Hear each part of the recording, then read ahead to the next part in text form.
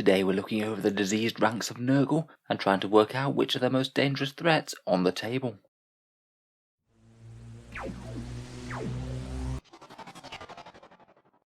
Hello and welcome back to Auspex Tactics, the strategy-focused 40k channel, where today we're returning our attention to the Death Guard, where we're going to be going through the units one by one and saying roughly how strong I think they are. For this comparison we're looking only within the Death Guard Codex, and for this one I've decided that we're not going to be doing HQ choices in this video. I kind of feel like they're a category unto themselves, and it doesn't really make too much sense to be weighing up individual buffing characters against damage dealing units. Hopefully we'll do an HQ and character video somewhere down the line. In any case, I've organised the rest of the units into 3 different tiers. This is a fairly early one as the Codex hasn't been out all that long, so if you have any other insights or you think anything should be ranked differently, then please let me know down in the comments. I'm always open to hear new ideas. In any case, let's go through the units, where I've ranked them and why. So first off, let's start with tier 3 then. In here we've ranked Cultists, Hellbrutes, Predator Tanks, Miasmic Malignifiers, and the Chaos Land Raider. I will say that despite ranking them fairly low, I think that all of these can certainly be used in a Death Guard army list. I just feel that they're slightly suboptimal picks. Starting off we have the Chaos Land Raider, which I feel point for point is perhaps the worst unit in the Codex. Without disgustingly resilient or invul saves, it's not all that tough point for point compared with the Demon Engines. Typically I think it's far stronger to run your Terminators or Plague Marines on foot rather than in the Land Raider. And its firepower isn't stellar point for point either. It certainly doesn't help that it can also be locked up in combat as well, which would restrict all of its weapons only being able to fire at the unit that touched it. Not so great when you put quite so many points into one model to have it shut down like that. Next up we have the new fortification, the Miasmic Malignifier, and for me this is more of a problem with the fortification rules than the actual rules for the model itself. When you're deploying these things, you can't actually set up within 3 inches of any other piece of terrain, which could mean that it's really limited with where you place it on the field. If you can set it up somewhere near an objective, then it means that you could be giving out some contagions of Nurgle, you have a weak shooting attack, and also could provide cover for your Death Guard infantry on objectives. If you can position this on a midfield objective, I'd say it's more like tier 2, an annoying and tough threat that your opponent will really want to deal with.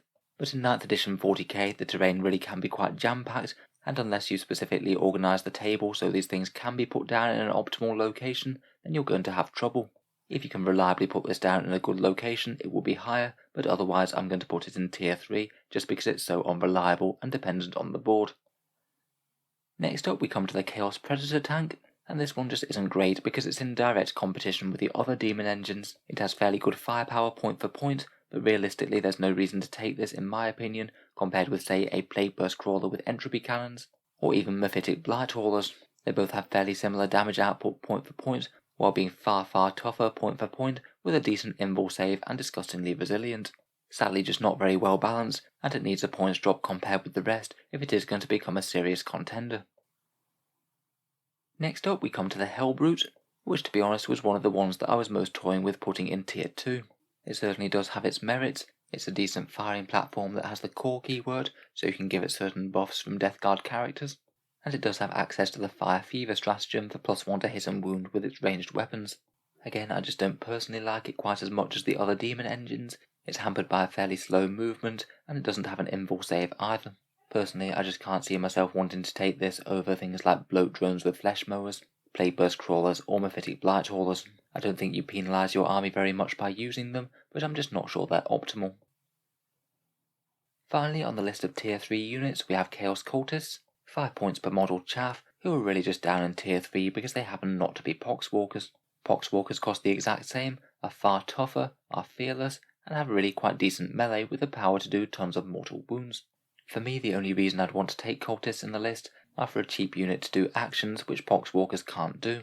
Realistically though, I think that most competitive Death Guard lists are going to run Poxwalkers instead of these guys. Moving on to tier 2, and here I've chosen to rank Chaos Spawn, the Chaos Rhino, Feated Bloat Drones, Defilers, Mephitic Blight Haulers, and Death Guard Possessed. Starting with the Possessed, I feel like while their new rules are quite interesting with 4 attacks apiece, I think they're just the Death Guard core infantry unit that really struggles for a role in the new Codex. Both Terminators and Plague Marines hit very hard in combat as well when they're upgraded, arguably more so than the Possessed do anyway. They now take up more slots in Rhinos, which I think would have been the best way to run them if they didn't, and I'm just really not sure that the extra movement makes up for the loss of OBSEC and shooting that the Plague Marines can get. I don't think that they're too far behind Plague Marines. I'm sure a Death Guard army could do very well with a few big blobs of Possessed, but I think they are slightly overshadowed in my opinion. Next up we come to a trio of Demon Engines, Mephitic Blight Haulers, Death Guard Defilers, and the Feated Bloat Drone. I feel the Blight Haulers' main weakness is that they're just not Plague Burst Crawlers. There really aren't all that many points fewer than Plague Burst Crawlers now. Significantly less tough with 3 less wounds and toughness 7 rather than 8. Plague Burst Crawlers have a very similar damage output versus Heavies, have a nice bit of ignores line of sight shooting, and are far tougher than Blight Haulers. I don't think that the close range Plague Spurt and their little bit of melee really makes up for this. Next up we have the Defiler, which I describe as receiving a bit of a side grade in the new Codex. It is very nice that it hits on 3s now, and it does have a flat damage of 3 on the battle cannon, but unfortunately it can now no longer access Disgustingly Resilient, and it has gone up significantly in points compared with the previous Codex. I would say that Defilers remain good, fairly decent damage output, fairly durable, but perhaps not one of the most outstanding units of the Death Guard Codex for me. Next we come to the Feated Bloat Drone, and in particular I'm really quite liking the drone with the flesh mower in the new edition. There are very few targets that are going to want to remain in combat with it, with quite that many high impact attacks coming out of that grizzly mower, and with the Contagions of Nurgle rule, it can be quite a good option for getting those contagion buffs all the way up the board in the first couple of turns. Could be particularly good when combined with a Plague Caster to make the aura of contagion a massive 9 inches. Again, I'd say they're very solid for the points, and you could certainly run 1 or 2 in an army, though I wouldn't necessarily go absolutely overboard with them and expect them to do all the heavy lifting. Next we have the Chaos Rhino, a nice simple and straightforward transport. 80 points for a decent amount of vehicle wounds is never a bad thing on an already durable army.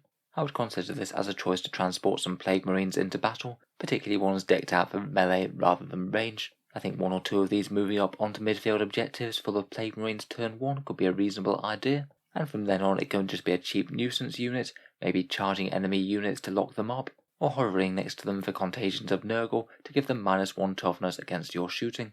For a cheap transport vehicle, I think it does its job very well. Last but not least, out of the Tier 2 units, and perhaps one of the ones that I was most tempted to put up in Tier 1, are the Chaos Spawn. I'll admit that point for point I really like these guys. 23 points for 4 wounds at toughness 5 is no bad thing, and they hit decently hard in melee as well at strength 5 and damage 2, AP -2. For Death Guard Shock Assault units, I think they do a bit better than Possessed myself, their main disadvantage not being core, so they can't get quite as many buffs. I do quite like the way that they can be fielded as 1 model units as well. 23 points for a unit that can get into a table quarter to get an extra victory point or 2, or maybe block movement lanes, is really quite helpful. You can even get Disgustingly Resilient for them as well, though of course that does cost CP. So finally, here are the cream of the diseased crop, the units that I think that are absolutely top tier for Death Guard right now. In Tier 1 I've chosen to rank Mortarion, Death Shroud Terminators, Blight Lord Terminators, Plague Burst Crawlers, Pox Walkers and Plague Marines. Let's start out with the troops. Plague Marines I think are just generally all round solid for the Death Guard. Point for point they're very hard to remove, they have Obsec, can take some decent ranged weapons and specials, and also be decked out for melee very well, just by taking along one of those flails and maybe a Plague Cleaver. They've got an absolute ton of stratagems that you can use to try and get a bit more out of them, though I suspect they're going to be best value just in fairly cheap 5-man squads, pushing up into the centre of the board and taking the objectives with their Obsec while the elites get to work on the enemy army. I've seen people argue that they might be a little bit redundant, seeing as Death Shroud and Blight Lord Terminators do damage dealing a bit better, and Poxwalkers might hold objectives a bit better, but honestly I think they're quite a good happy medium where they can do decent damage and also have the Obsec rule. Either way, they're really quite a strong unit, and can be an absolute nuisance for your opponents to deal with, particularly if they don't have many high damage weapons. Next up we come to Poxwalkers, which I think are one of my favourite units out of the new Death Guard Codex, doing their role of being cheap chaff infantry incredibly well, and also with a stratagem or 2 being able to do some really scary damage in melee. 5 points per model for toughness 4 with a feel no pain type save plus fearless is just incredibly good value point for point. Getting something like 15 to 20 of these should have one of your backfield objectives thoroughly locked down.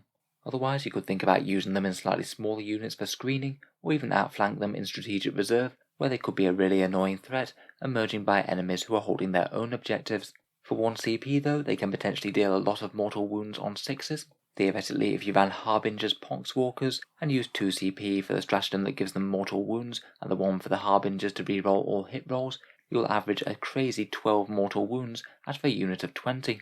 You can get all the way up to 12 as you can reroll every dice that isn't a 6. It's absolutely crazy out of an 100-point unit and means they could be legitimately a great combat threat in their own right. You're pretty much guaranteed to stack a massive amount of hurt on anything in the game. Next up we come to the biggest baddest demon engine, the Plague Burst Crawler. These things have been a solid choice and unreasonably durable ever since they came out, and that certainly hasn't changed in the new Codex. Toughness 8 with a 5+ invul is already decent, -1 damage makes them even harder to kill, and with their new ballistic skill of 3+ and damage D3+3 entropy cannons, they're far more deadly at range. The ignores line of sight shooting with a mortar can be really helpful as well for enemy units that are skulking out of line of sight. I think taking between 1 and 3 of these is rarely going to be a wrong choice in a Death Guard army. Next we come to the two flavours of Terminators, the Blight Lords and the Death Shrouds being the places where most of the Nurgle rules really come together, and these guys are the units that you want to stack loads of buffs on, making them near enough invincible while dealing some very hefty damage to the foe. For Blight Lord Terminators, these are the more durable of the two, at 40 points per model. Toughness 5, a 4+ invul and -1 damage means that near nothing is going to be efficient at killing them. Small arms will patter off a 2+ armor save, and dedicated anti-tank weapons will be met by a 4+ invul and -1 damage. The Blight Lords might not have quite as much crazy damage output as the Death Shroud, but can chip away at the enemy with their Bale Swords, and that Flail of Corruption still packs a tasty punch against everyone who's going to be -1 toughness when in melee. The Death Shroud are basically the other side of the same coin. Point for point they're just not quite as crazily durable as they're a little bit more expensive, but with 4 attacks each with Man Reapers that are strength 7 and damage 2, these guys pack some of the biggest punch in the entire Codex, while still being very very hard to take down. Basically it's Blight Lords if you want your Terminators more durable, or Death Shroud if you want them thoroughly deadly, and both of them make some of the best use of all the Death Guard stratagems and aura buffs from characters and psychic powers. Finally, last but by no means least at all, is Mortarion, Primarch of the Death Guard, and quite arguably one of the strongest models in the whole Codex. I've already talked about how good he is a few times on the channel already, but toughness 8 and a 4+ invul and -1 damage isn't going anywhere. He also has a 5+ feel no pain, gets no less than 4 warlord traits active at any time, and always gives out Contagions of Nurgle at a 9-inch aura. As he can choose one of the Plague Warlord traits before the game, you can have him slow down everyone's movement with the droning, or limit everyone's rerolls with the gloaming bloat. Finally, when he does get into close combat, pretty much anything he touches is dead.